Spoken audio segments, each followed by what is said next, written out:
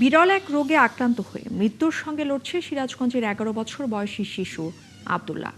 বয়স বাড়লেও থেমে আছে তার শারীরিক বৃদ্ধি, আর অর্থের অভাবে বন্ধ হয়েছে চিকিৎসা। শিশুটিকে বাঁচাতে উন্নত চিকিৎসার দরকার বলে জানিয়েছেন তার চিকিৎসকরা। ইউসুফ দেওয়ান রাজুর তথ্য এবং ছবিতে প্রতিবেদন।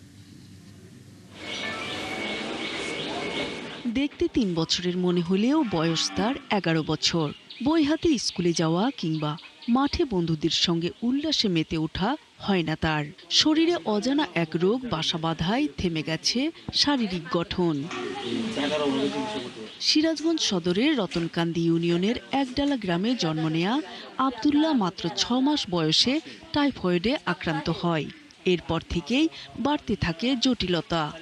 অচল হয় ২ হাত, বদলে যায় মুখমণ্ডলের গঠন, বলছেন পরিবারের লোকজন।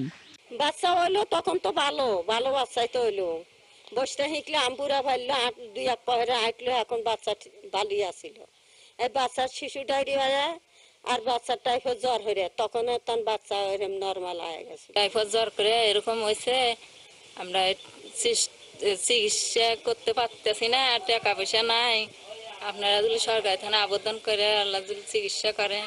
২০২১ সাল থেকে ঢাকা সহ দেশের বিভিন্ন হাসপাতালে চিকিৎসা নেওয়া হলেও অবস্থার উন্নতি হয়নি। চিকিৎসকদের মতে শিশুটিকে বাঁচাতে উন্নত চিকিৎসার দরকার, কিন্তু পরিবারের আর্থিক সীমাবদ্ধতার কাছে হার মানছে চিকিৎসা।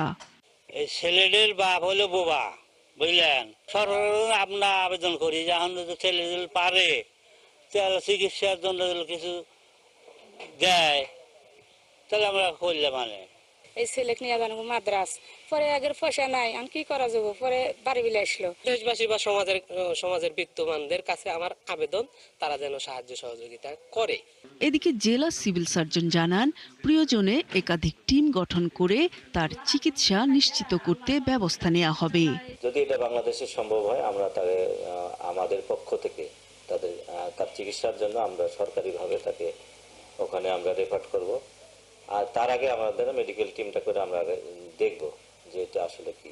পরিবারের প্রত্যাশা, সবার সহায়তায় সুস্থ স্বাভাবিক জীবনে ফিরতে পারবে অসহায় এই শিশুটি। নূর তাজমিন নীর, ৭১।